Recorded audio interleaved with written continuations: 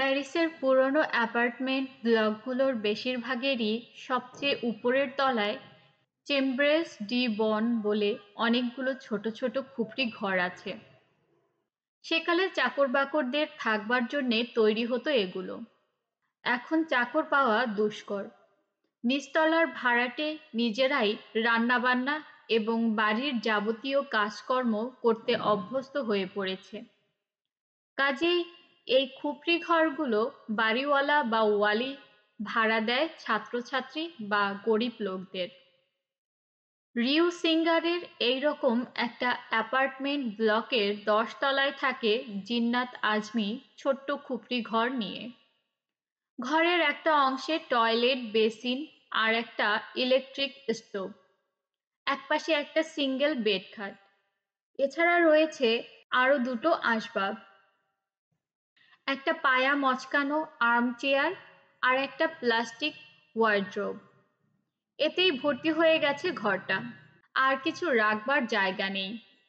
খাটের ওপাশে একটা কাচের জানালা, জানালার তাকে রাখা ছোট একখানা ট্রানজিস্টার রেডিও।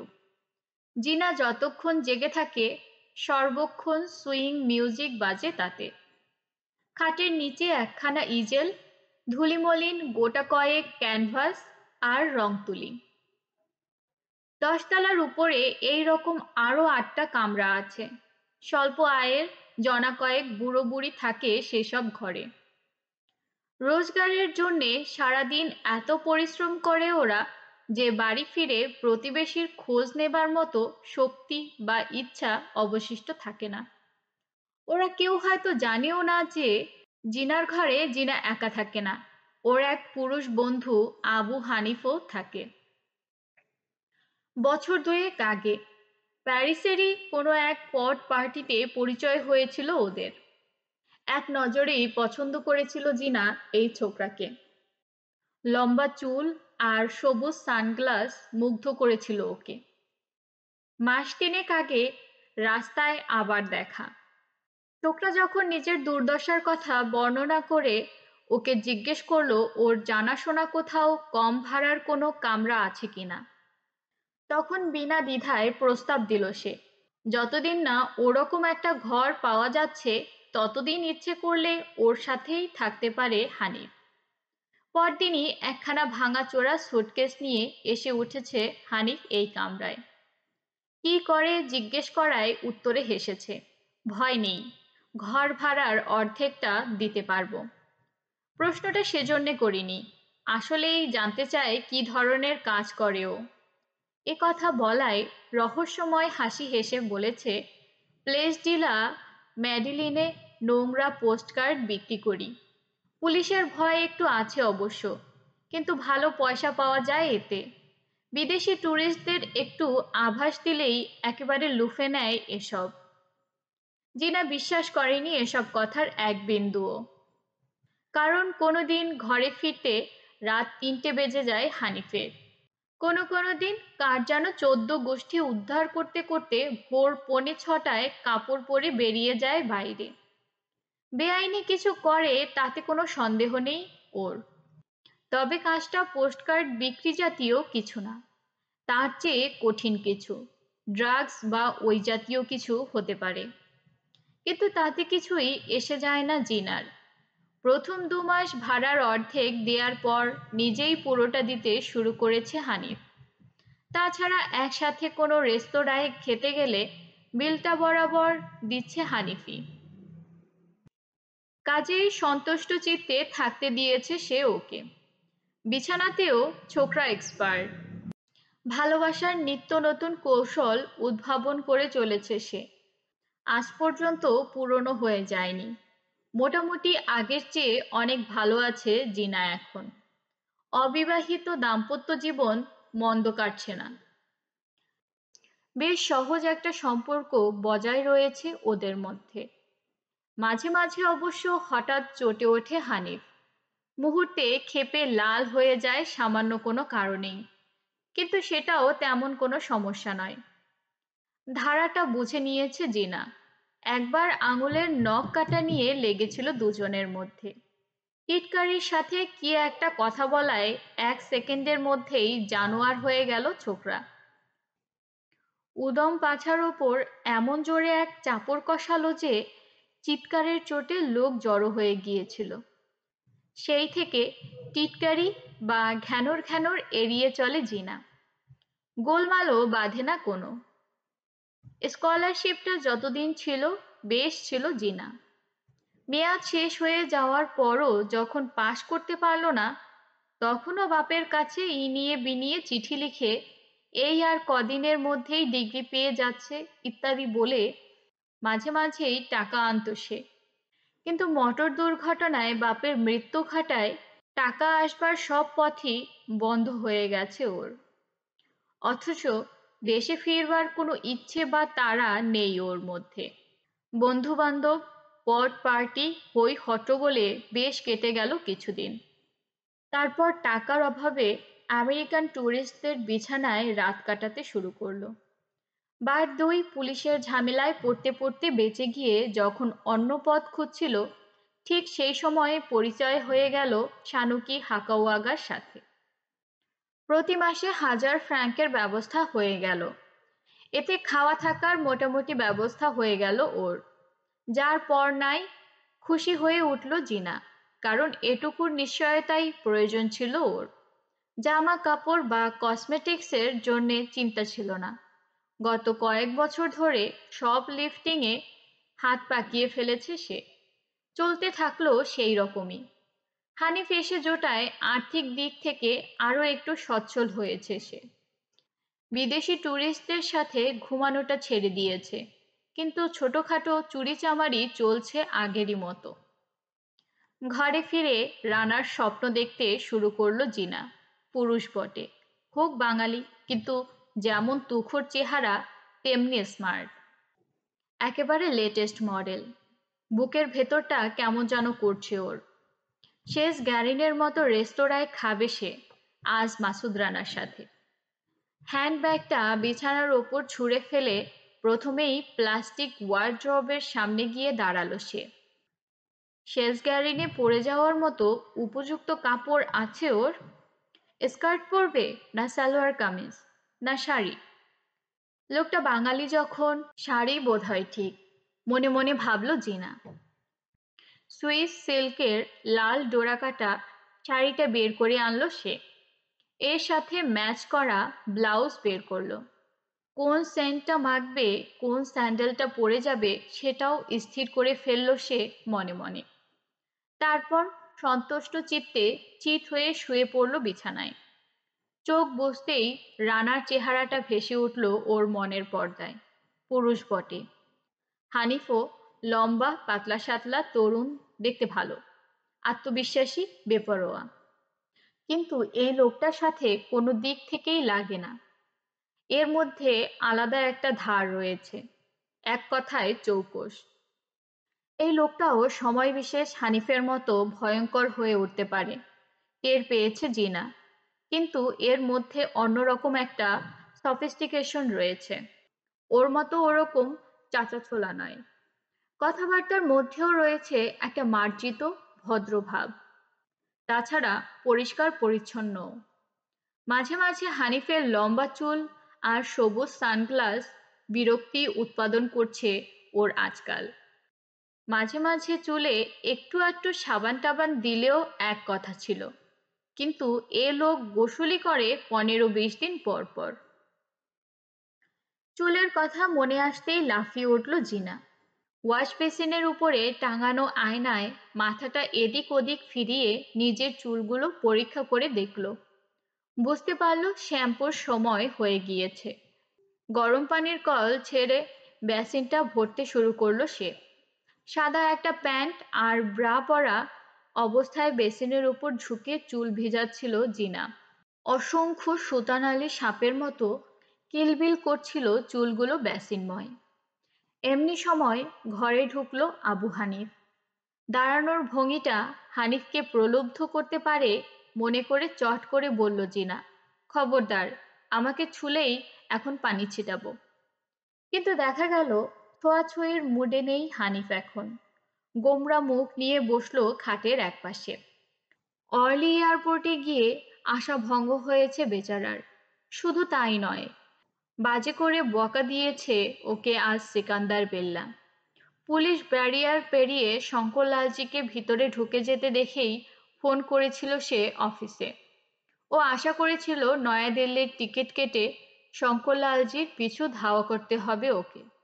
পৃথিবীর এক প্রান্ত থেকে আর এক প্রান্ত পর্যন্ত তাড়া করে নিয়ে যাবে সে লোকটাকে। তাড়া করতে করতে যখন লোকটা হাঁপিয়ে উঠবে ইত্যাদি। মোট কথা কল্পনার রাশ আলগা করে দিয়েছিল সে শঙ্করজির পিছু নিতে বলায়। অফিসে ফোন করতেই সিকান্দার বিল্লা জানতে চাইল শঙ্করলালজি প্লেনে উঠেছে কিনা। হানিফ বলল খুব সম্ভব উঠেছে। খুব সম্ভব শুনে ক্ষেপে গেল সিকান্দার বিল্লা। সম্ভাবনার কথা তোমার কাছে জানতে চাই না আমি। প্লেনে উঠেছে? অসহিষ্ণু কণ্ঠে হানিফ বলছে, দিল্লির টিকিট থাকলে আমিও ঢুকতে পারতাম পুলিশ ব্যারিয়ার ভেদ করে। ওর প্রত্যেকটা কাজের রিপোর্ট দিতে পারতাম আপনাকে। বাইরে থেকে কি করে শিওর হয়ে বলি বলুন? এ কথা শুনে অবুঝের মতো তেলে বেগুনে জ্বলে উঠল সিকান্দার বিল্লা। তোমাকে পুলিশ ব্যারিয়ার পার করতে আমার দিল্লির টিকিট কেটে দিতে হবে? উল্লোক কোথাকার! যত সব গর্ধবেশে জুটেছে আমার এখানে। এই বলে ঝটাং করে রিসিভার নামিয়ে রেখেছে সে। চাকরিটা আছে কি নেই সে ব্যাপারে একরাশ অনিশ্চয়তা নিয়ে ফিরে এসেছে ঘরে। মনটা বিষিয়ে আছে, ভয়ানক রেগে আছে সে ভেতর ভেতর। আরও কোনো সমালোচনা বা কটূক্তি সহ্য করবার মানসিকতা নেই ওর মধ্যে, কিন্তু সিকান্দার বিল্লার বিরুদ্ধে কিছু করবার ক্ষমতাও নেই। তাই টকবক করে ফুটছে ওর ভিতরটা, মুড নেই। বেসিনের উপর চুল নিংড়াচ্ছে জিনা। একটা সিগারেট ধরালো হানিফ। খানিক উসখুস করে জিজ্ঞেস করলো, কি ব্যাপার, তোমার না আজ কাজে যাওয়ার কথা? ঘরে বসে সাজগোজ হচ্ছে যে বড়। হাকাওয়াগার কাছে এক লোক এসেছিল, বলল জিনা। তোয়ালে দিয়ে চুল জড়াচ্ছে সে। দারুণ লোক। আজ আর কাজ করতে রাজি হলো না। কাল যেতে বলেছে আবার। আজ রাতে ডিনারে যাচ্ছি আমি লোকটার সাথে। নিরুৎসুক হানিফ চুপচাপ টানতেই থাকলো সিগারেট। প্রথম রাতেই নিজেদের মধ্যে পরিষ্কার হয়ে গিয়েছিল ওরা। যে কোনো একজন সঙ্গী বদল করতে পারে যখন ইচ্ছে, যার সাথে খুশি মিশতে পারে। অপরজন কোনো আপত্তি করতে পারবে না। কাজেই কোনো রকম আগ্রহ প্রকাশ করল না হানিফ। স্বপ্নের মতো এক লোক, আবার বলল জিনা। অদ্ভুত। ওকে নিয়ে এখানে ফিরছ না তো? জিজ্ঞেস করলো হানিফ। আজ রাতে আমি থাকছি খুব সম্ভব। এখানে? খেপেছ তুমি? কপালে উঠল জিনার চোখ। এই ইঁদুরের গর্তে আনবো আমি ওকে? সেই ক্লাসের লোক না। শেষ গ্যারিনে যাচ্ছি আমরা। ওই রেস্তোরাঁর নামও শোনোনি তুমি কোনোদিন। বিরাট বড়লোকদের রেস্তোরাঁ ওটা। শেষ গ্যারিন চেনাতে এসো না আমাকে। ভেতর ভেতর ছোট একটা ঈর্ষার খোঁচা লাগলো হানিফের বুকে। ও কোনোদিন ওর কোনো বান্ধবীকে ওই রেস্তোরাঁয় নিয়ে যাওয়ার সামর্থ্য অর্জন করতে পারেনি। তাছাড়া লোকটা যে জিনাকে শুধু খাওয়াবেই না, নিজের ঘরেও নিয়ে যাবে, ভাবতে কেমন একটু খারাপও লাগলো ওর। তিক্ত কণ্ঠে বলল, তবে তোমার ভালোর জন্যেই বলছি, একটু সাবধানে থেকো। হাকাওয়াগার বন্ধু যখন, নিঃসন্দেহে বলে দেয়া যায় ভালো লোক না। এই লোক খারাপ না, বলল জিনা। খারাপ লোক দেখলেই চেনা যায়। ডিনারের পর আমাকে ওর ঘরে নিয়ে গিয়ে অপূর্ব এক ভাস্কর্য দেখাবে বলে কথা দিয়েছে লোকটা। মেইল নোট, জীবন্ত। পিঠের উপর ঝাড়ল সে চুলগুলো। টাকাওয়ালা লোক, তোমাদের মতো ভ্যাগাবন্ড না। তা না হলে তোমার মতো ভ্যাগাবন্ডের সাথে ওর মেলামেশা কেন? দুধে ধোয়াই যদি হবে তাহলে হাকাওয়াগার মতো। শানুকিকে একটা ফিল্ম দেখিয়েছে লোকটা, ব্লু ফিল্ম। ও আসলে গিয়েছিল শানুকির কাছে জানতে কে তুলেছে ফিল্মটা, অভিনেতা লোকটা কে, এইসব। কেন এসব কথা জানতে চায় আল্লাহ মালুম। হালকা সবুজ সানগ্লাসের পেছনে সজাগ হয়ে উঠল হানিফের তীব্র চোখ দুটো। লোকটার নাম জানো? নিশ্চয়ই। বিস্মিত দৃষ্টিতে হানিফের সানগ্লাসের দিকে চাইল জিনা। কি মনে করেছো তুমি আমাকে? নাম না জেনেই হুট করে যে ডাকবে তার সাথেই বেরিয়ে যাব আমি ডিনার খেতে? শুধু ডিনার খেতে কেন, অপরিচিত লোকের সাথে ঘুমোতেও পারো তুমি। যাই হোক, কি নাম ওর? ওর নাম দিয়ে তোমার কি দরকার? হানিফের ভ্রুজোড়া কুঁচকে উঠতে দেখে চট করে বলল জিনা, মাসুদ রানা। তোমার হিংসে হওয়ার জন্যে বলছি না, সত্যি তুখোর এক লোক। নামটা শোনা মাত্র সারা শরীর আড়ষ্ট হয়ে গেল হানিফের। এই নাম ওর অপরিচিত নয়। পাকিস্তান কাউন্টার ইন্টেলিজেন্সের অফিসেই কার মুখে যেন শুনেছিল, খুব সম্ভব মোহাম্মদ ইসমাইল হবে, যে এই নামের তুখোর এক বাঙালি এজেন্ট আছে। ব্রিগেডিয়ার তারিক আক্তারকে পর্যন্ত ঘোল খাইয়ে দিয়েছিল একবার লাহোরে। পার্ক হোটেল থেকে বেরিয়ে আসবার সময় জটিলেশ্বরের হাতে একটা 8 মিলিমিটার মুভি প্রজেক্টর দেখেছিল ওরা চারজন। জটিলেশ্বর গিয়েছিল মাসুদ রানার হোটেলে, শুনেছে সে। এখন দেখা যাচ্ছে মাসুদ রানা ব্লু ফিল্ম দেখাচ্ছে শানকি হাকাওয়াগাকে, খোঁজ খবর করছে। এই সমস্ত ব্যাপারগুলো একই সূত্রে গাঁথা বলে মনে হচ্ছে ওর। মাসুদ রানা কি ওদের হয়ে কাজ করছে? আগে জানা দরকার এই লোকটা সেই মাসুদ রানা কিনা, তারপর যোগাযোগ করতে হবে হারামি বিল্লার সাথে। কি হলো? জিজ্ঞেস করলো জিনা। মাছি গিলে ফেলেছ মনে হচ্ছে। কেমন দেখতে লোকটা? লম্বা, কালো, বাঙালি? কালো ঠিক বলা যায় না, উজ্জ্বল শ্যামলা রং, ঠিক আমার মনের মতো। দেখতে লম্বা, বাঙালি? হ্যাঁ, দারুণ হ্যান্ডসাম। প্রবল এক উত্তেজনার স্রোত বয়ে গেল হানিফের পা থেকে মাথা পর্যন্ত। দুটো চাপড় দিল বিছানার উপর। এদিকে এসো, বসো এখানে। ব্যস্ত আছি, দেখতে পাচ্ছ না? আয়নার দিকে ফিরল জিনা। যা বলবার বলো, কান দুটো খোলাই আছে আমার, শুনতে। উফ। জিনার পেছন দিকটায় হানিফের হাতের প্রচণ্ড চপেটাঘাত পিস্তলের গুলির মতো শব্দ তুলল। উহ, জানোয়ার কোথাকার! চেঁচিয়ে উঠল জিনা। তড়াক তড়াক লাফাচ্ছে সে ব্যথার চোটে। বেসিনের দিকে এক পা এগিয়ে থমকে দাঁড়ালো হানিফের কণ্ঠস্বর শুনে। ভালো চাও তো এখানে এসে বসো জিনা, তা নইলে কপালে খারাপই আছে তোমার আজ। হানিফের মুখের দিকে চেয়েই চমকে উঠল জিনা। ওর রক্তশূন্য ফ্যাকাশে মুখে হিংস্র একটা ভাব দেখতে পেল সে। ঠোঁট দুটো খানিকটা সরে গিয়ে দাঁত বেরিয়ে পড়েছে, ভয় পেল। ঠিক আছে, আসছি। এর জন্য এত জোরে মারার দরকার ছিল না। দ্রুত পায়ে এগিয়ে এসে খাটের কিনারায় বসল সে। বলো। ইস, ভয়ানক ব্যথা লেগেছে। রানার সাথে হাকাওয়াগার কি কি কথা হয়েছে সব জানতে চাই আমি। কোনো কিছু বাদ না দিয়ে গোড়া থেকে বলো। একটা মিছে কথা বললে খুন করে ফেলবো। কিন্তু কেন? অবাক হয়ে বিস্ফারিত চোখে চাইল জিনা হানিফের মুখের দিকে। এসব শুনে তোমার? চড়াত করে আর একটা চাপড় পড়ল ওর নগ্ন উরুর ওপর। তীক্ষ্ণ কণ্ঠে চেঁচিয়ে উঠল জিনা। বলো। ছোট একটা গর্জন ছাড়ল হানিফ। শুধু ব্যথা নয়, রীতিমতো ভয় পেয়েছে জিনা। গড় গড় করে বলে ফেলল সবকিছু। সব শুনে ভ্রু কুঁচকাল হানিফ। আজ রাত 9টার সময় শেষ গাড়িনে দেখা হওয়ার কথা। হ্যাঁ। লাল হয়ে যাওয়া উরু ডলতে ডলতে টপ করে এক ফোঁটা চোখের পানি ফেলল জিনা। দেখো কি করেছো। তোমাকে এখানে জায়গা দিয়ে যে কত বড় ভুল। Shut up! হুঙ্কার ছাড়ল হানিফ। কিছুক্ষণ চিন্তা করলো ভুরু কুঁচকে, তারপর বলল, তুমি শিওর যে ওটা একটা ব্লু ফিল্ম? ব্লু না রেড জানি না, দুজনেই ন্যাংটো ছিল।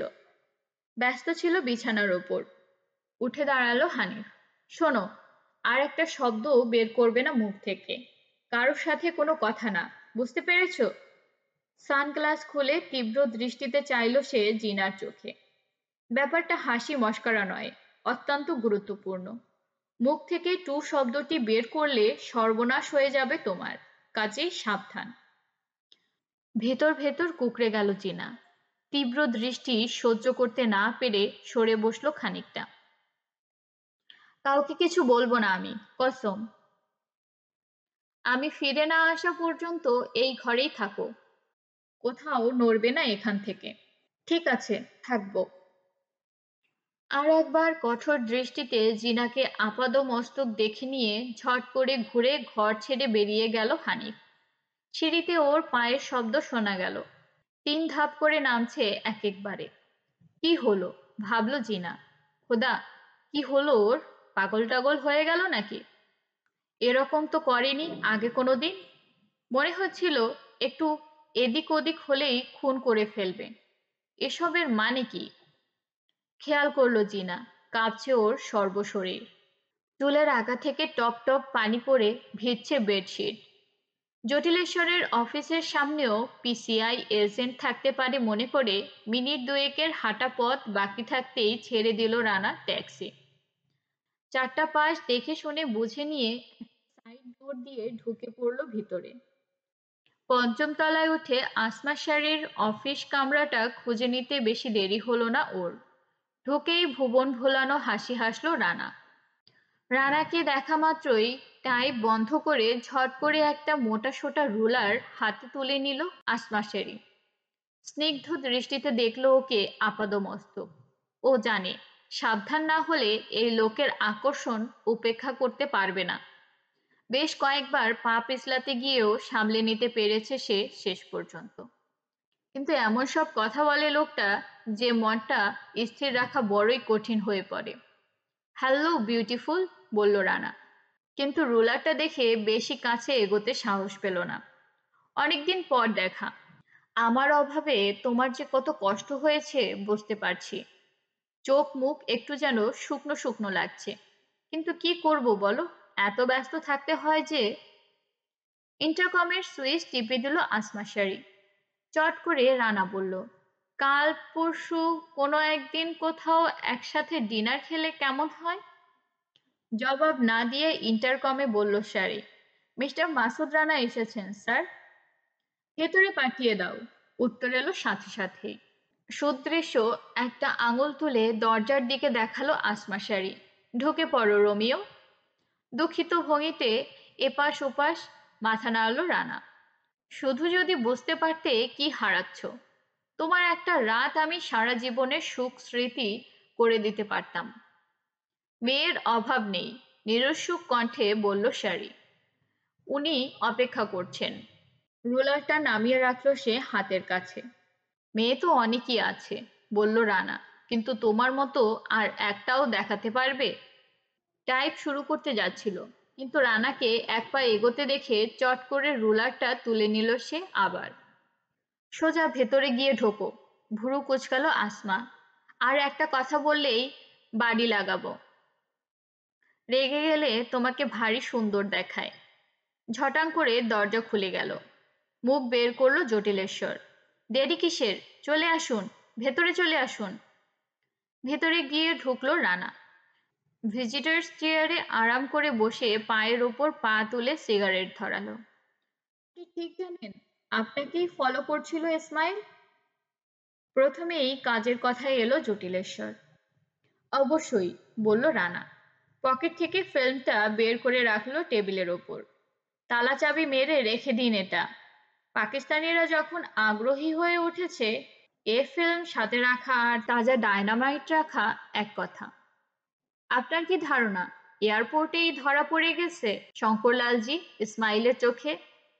আমার তো তাই মনে হয়। লম্বা করে একটা টান দিল রানা সিগারেটে। সরু করে ধোঁয়া ছাড়লো ঠোঁটের কোণা দিয়ে। ভাবছি পুলিশকে খবর দিল না কেন ওরা? এক টেলিফোনেই তো চিৎ করে দিতে পারতো ওরা শঙ্করলালজিকে। একে ছদ্মবেশ, তার ওপর জাল পাসপোর্ট। আসল লোককে ছেড়ে আমার পেছনে ঘুরে কি লাভ ওদের? ঠিক এই কথাটাই ভাবছি আমি সেই থেকে, বলল জটিলেশ্বর। নেহাত সৌভাগ্য ছাড়া আর কি ভাববো বুঝতে পারছি না। চিনে ফেলেছে, ইচ্ছে করলেই ধরিয়ে দিতে পারে, অথচ তা না করে আপনার পেছনে ঘুরছে। কেন শঙ্করজি প্যারিসে এসেছিল সেটা জানার চেষ্টা করছে। কেন? সম্ভবত শঙ্করলালজির মার্কিন ঘেঁষা নীতির পেছনে পূর্ণ সমর্থন রয়েছে ওদের। উনি প্রধানমন্ত্রী হলে ওদের অনেক সুবিধে। কাজেই কোনো রকম বাধা বা অন্তরায় সৃষ্টি করতে চায়নি। তাই বলে এই নয় যে তাকে ব্ল্যাকমেইল করবার মতো কোনো তথ্য প্রমাণ হাতে পেলে ছেড়ে দেবে ওরা। ওরা যদি মনে করে ব্যাপারটা গুরুতর কিছু, তাহলে শানকির উপর প্রবল চাপ সৃষ্টি করতে দ্বিধা করবে না। বার কয়েক চোখ মিটমিট করল জটিলেশ্বর। একটু ভেবে চিনতে বলল, শঙ্করলালজির পেছনে পাকিস্তানি সমর্থন রয়েছে একথা আমি বিশ্বাস করি না। আমি ধরে নিচ্ছি কোনো কারণে ওকে ছেড়ে ফিল্মটার প্রতি আগ্রহী হয়ে উঠেছে ওরা। প্রবল চাপের কথা বলছিলেন। শানকিটা কে? শানকি হাকাওয়াগার পরিচয় দিল রানা। তারপর বলল, ছবিটা ওকে না দেখিয়ে উপায় ছিল না। তাছাড়া আর কোনোভাবে এই ফিল্মের ক্যামেরাম্যানকে চেনবার রাস্তা ছিল না। মেয়েটাকে অবশ্য চিনতে পারেনি শানকি, কিন্তু ফটোগ্রাফার এবং অভিনেতার ব্যাপারে সামান্য আলো দেখাতে পেরেছে। কিন্তু আমি ভাবছি শানকি নরম লোক, চাপে পড়লে এই আলোটা পাকিস্তানিদেরও দেখিয়ে দেবে। আর খানিক এগোলেই আসল ব্যাপার বুঝে নিতে কোনো অসুবিধে হবে না ওদের। তারপর শঙ্করজিকে বড়শিতে গেঁথে নেয়া ওদের পক্ষে অতি সহজ কাজ।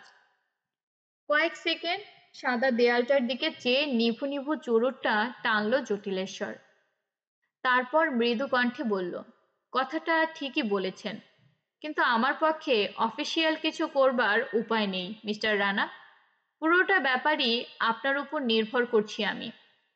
এই ফটোগ্রাফারকে প্রোটেকশন দেওয়ার কি ব্যবস্থা? আপনি পারবেন ওদিকটা সামলাতে? না পারার কোনো কারণ দেখছি না, বলল রানা। জনাচারেক ছন্ডা-মার্কা লোক দাঁড় করিয়ে দিলেই হবে। কিন্তু তার আগে আমার প্রথম ইনস্টলমেন্টটা চুকিয়ে দিন। এ ব্যাপারে পুরো মনোযোগ দেওয়ার আগে টাকাগুলো আমার হাতে আসা দরকার। নিশ্চয়ই। ড্রয়ার টেনে একটা মোটাসোটা খাম বের করল জটিলেশ্বর। ধূপ করে ফেলল সেটা রানার সামনে টেবিলের ওপর। $100 300টা নোট রয়েছে এতে, পুরো 30,000। হাত বাড়িয়ে খামটা তুলে নিল রানা। নোটগুলো বের করে 3 ভাগ করে রাখলো জ্যাকেটের 3 পকেটে। হাসল। দিন, টেলিফোনটা এদিকে দিন। রিসিভার কানে তুলে নিয়ে আসমাকে বলল, লাইনটা ডিরেক্ট করে দিতে। ডায়াল টোন পেয়ে একটা বিশেষ নাম্বারে রিং করে নিচু গলায় কয়েকটা কথা বলে নামিয়ে রাখলো রিসিভার। আবার হাসল। নিরাপদ হয়ে গেল শানকি হাকাওয়াগা। কিন্তু আমার মনে হয় সম্ভব হলে শঙ্করলালজিকেও আপনার একটু সাবধান করে দেয়া দরকার। ওর জানা উচিত যে পাকিস্তানিরা লেগে গেছে পেছনে। কিভাবে? কোডেড কেবল পাঠিয়ে কোনো লাভ নেই। কোড ব্রেক করবার সাধ্য তার নেই। সরাসরি তার সাথে যোগাযোগের কোনো উপায় নেই আমার। যতক্ষণ না সে আমার সাথে যোগাযোগ করছে ততক্ষণ কিছুই জানাতে পারছি না আমি তাকে। মুশকিল হচ্ছে আমি যাই করতে যাই না কেন ব্যাপারটা অফিসিয়াল হয়ে যাবে। বিপদে কেবল সেই পড়বে না, আমিও পড়ব। কয়েক সেকেন্ড অন্যমনস্ক ভঙ্গিতে হাতের তালু দিয়ে গাল ঘষল রানা। তারপর বলল, বুঝতে পারছি। টাকাটা আমার রীতিমতো পরিশ্রম করে উপার্জন করতে হবে। দুটো দলের বিরুদ্ধে কাজ করতে হবে আমাকে। যতটা ভেবেছিলাম ততটা সহজ হবে না কাজ উদ্ধার করা। কোনো কথা বলল না জটিল রায়। গম্ভীরভাবে মাথা ঝাঁকালো বার কয়েক। সিগারেটটা অ্যাশট্রেতে ফেলে রানাকে উঠে দাঁড়াতে দেখে বলল, আর একটা কথা, আসমার পেছনে খামোখা সময় নষ্ট করছেন আপনি। অত্যন্ত সিরিয়াস মেয়েও। ওসব হালকা আমোদ ফুর্তির অনেক ঊর্ধ্বে। কাজ ছাড়া বোঝে না কিছুই। ওর পেছনে লেগে কোনো লাভ হবে না। হো হো করে হেসে উঠল রানা। অবাক করলেন মিস্টার রায়। আমি ভেবেছিলাম আপনিই এসবের ঊর্ধ্বে। আপনি যে আবার এ নিয়ে মাথা ঘামান জানতাম না। শুনুন, বাড়িতে কুল গাছ লাগালে পাড়ার ছেলেরা ঢিল মারবেই, ও ঠেকানো যাবে না। যতক্ষণ কমপ্লেন না পাচ্ছেন ততক্ষণ নিশ্চিন্ত থাকতে পারেন। এতে কুল গাছের তেমন কোনো আপত্তি নেই। অযথা উদ্বিগ্ন হবেন না। ছেলেরা সাবধানেই ঢিল মারবে, যাতে আপনার জানালার কাজ ভেঙে কানডলা না খেতে হয়। দরজার দিকে এগোলো রানা। চলি এখন, শীঘ্রই দেখা হবে আবার। রানাকে দেখা মাত্রই রুলারটা তুলে নিল আসমা শেরিং। ধীর পায়ে ওর ডেস্কের সামনে এসে দাঁড়ালো রানা। হাসলো ভুবন ভোলানো হাসি। আমার বাবা বলতেন, সুন্দরী মেয়ে দেখে ভয় পাসনি কোনোদিন। তুই 1 পা এগোলে দেখবি ও তোর দিকে 10 পা এগিয়ে এসেছে। সেই হিসেবে তোমার ইতিমধ্যেই 50 কদম ডিউ হয়ে গেছে। আর কত কষ্ট করবে? শেষে তো দৌড়েও কুল পাবে না। রুলারটা দিয়ে লিফটের দিকে ইঙ্গিত করলো আসমা শেরি। দুঃখিত ভঙ্গিতে মাথা নাড়ল রানা এপাশ ওপাশ। ঠিক আছে, যাচ্ছি, কিন্তু আবার আসিব ফিরে। খান সিঁড়িটি ধীরে, হয়তো মানুষ নয়। পিছনের দরজাটা খুলে গেল। মাথা বের করলো জটিলেশ্বর। কি ব্যাপার, আপনি যাননি এখনো? না, মিস শেরি একটা গল্প বলছিল, তাই শুনছিলাম। আপনি আরো কিছু বলবেন? কটমট করে রানার দিকে একবার চেয়ে টাইপে মন দিল আসমা শেরি। বাঁকা হাসি হাসলো জটিলেশ্বর। না, আমি ভাবলাম আপনাকে লিফট পর্যন্ত এগিয়ে দেব। কাঁধ ঝাঁকিয়ে লিফটের দিকে রওনা হয়ে গেল রানা। দড়াম করে দরজা বন্ধ করে দিল জটিলেশ্বর। টাইপ করতে করতে মুচকি হাসলো আসমা শেরি। ডেস্কের ওপাশে ভ্রু কুঁচকে বসে আছে সিকান্দার বিল্লা টেলিফোনের রিসিভার কানে ধরে। কি বললে, মাসুদ রানা? Yes sir. হানিফের কণ্ঠস্বর ভেসে এলো ওপাশ থেকে। 2 মিনিট চুপচাপ শুনল বিল্লা। খুশি হয়ে উঠেছে সে ভেতর ভেতর। রানাকে হারিয়ে ফেলে ইসমাইল যখন টেলিফোন করেছিল, তখন সামনে এগোবার সমস্ত পথ বন্ধ হয়ে গিয়েছিল সিকান্দার বিল্লার। হেড অফিসের সাথে যোগাযোগ করে শঙ্করজিকে ঘাটাতে বারণ করে দিয়েছে তারিক আক্তার, কিন্তু সেই সাথে বলেছে রানার পিছু যেন ছাড়া না হয়। ব্যাপারটা কি জানতে হবে। লিংক হারিয়ে গিয়েছিল। এই লম্বা চুলো, সবুজ সানগ্লাস পরা বিদঘুটে ছোকরা নতুন আর এক পথ বের করে ফেলায় ধন্যবাদ জানালো সে ভাগ্যকে। ঠিক করলো বেতন বাড়িয়ে দেয়ার ব্যবস্থা করবে সে এই ছোকরার। ওই মেয়েটাকে বিশ্বাস করা যায়? সব শুনে জিজ্ঞেস করলো বিল্লা। কোন মেয়েটাকে বিশ্বাস করা যায়? পাল্টা প্রশ্ন করলো হানিফ। জোর আতঙ্ক ঢুকিয়ে দিয়েছি আমি ওর মধ্যে। কাঁপ উঠে গেছে ওর সারা শরীরে, কিন্তু কতক্ষণ থাকবে এ ভয় বলা যায় না। ওর বিরুদ্ধে এমন কিছু তোমার আছে, কোনো তথ্য বা প্রমাণ যা দিয়ে ওর ভয়টা বজায় রাখা যায়? না স্যার, তবে ছিচকে চুরির অভ্যাস আছে ওর। দোকান থেকে এটা ওটা প্রায় নিয়ে আসে চুরি করে। প্রমাণ আছে কোনো? ঘর ভর্তি প্রমাণ আছে। ওর ঘরের 90 ভাগ টুকিটাকি জিনিসই চোরাই মাল। এতে কোনো প্রমাণ হলো না। রানা যখন ওর প্রতি কিছুটা দুর্বলতা দেখিয়েছে, আমার মনে হয় ভবিষ্যতেও আমরা ব্যবহার করতে পারবো এই মেয়েটাকে। আমাদের হয়ে কাজ করবে ও। সামান্য একটু ইতস্তত করলো হানিফ। আমার মনে হয় না। আসল ব্যাপার হচ্ছে ব্রেন বলতে কিচ্ছু নেই ওর। টাকা, জামা কাপড় আর যৌন সুখ ছাড়া বোঝে না কিছুই। টাকার মধ্যে আছে শুধু শরীরটা।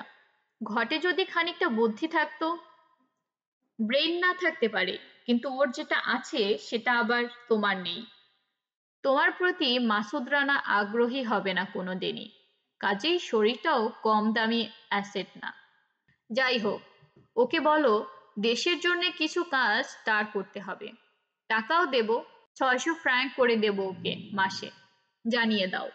এ প্রস্তাব গ্রহণ না করে কোনো উপায় নেই ওর।